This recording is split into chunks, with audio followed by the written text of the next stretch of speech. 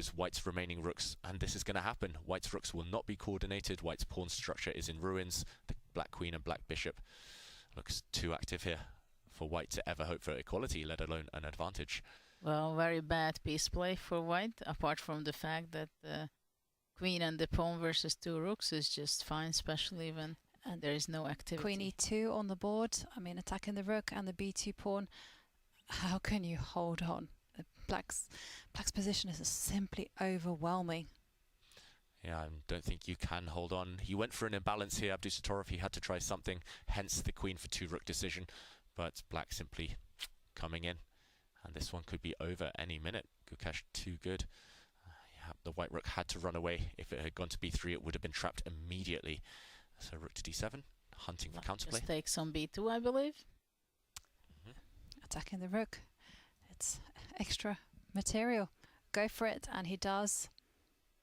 Yep, that pawn disappears. And White's rook moves, but you can move the f7 pawn. You can defend the f7 pawn. That black b pawn is going to decide the game. Well, the bishop is extremely powerful. Yeah, far superior to the white knight. I think it was just decided in the opening, right? Nodirbek's never been in the game, never had the fight even. b3. He doesn't even bother to defend the f-pawn.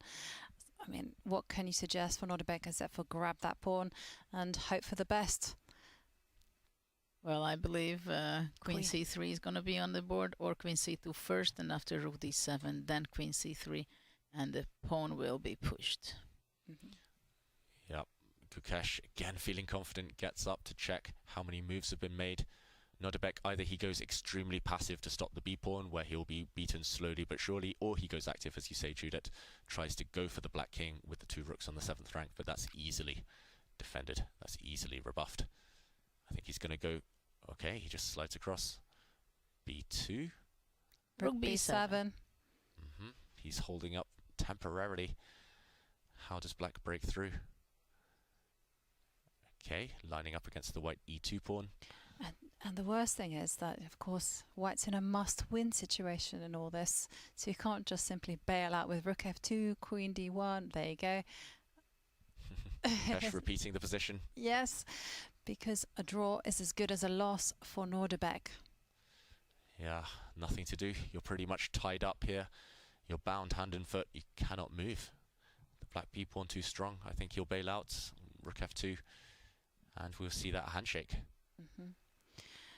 And bishop e3 is actually such a deadly threat. It's all falling apart. Maybe he can try and hold on with rook b3, but that's not going to solve anything. No. I think he may try to play rook b8, let's say. And if bishop e3 takes to go rook f2. Not rook f2, king g2. And somehow try to win the b2 pawn. Yeah, it feels like black will have a perpetual check with the queen either way. Also, breaking news, will have another Armageddon because Magnus Carlsen has just drawn against Anish Giri. We'll go to that one shortly. The Armageddon due to start in 20 minutes. Here we see them, Magnus head in hands for a second there, Anish explaining something or discussing something with the Norwegian. But let's stick with this game. Abdusattorov just deciding how to fall on his sword here. Nothing to be done. No defense. Rook back to b3. Oh no, but the queen will come to c2.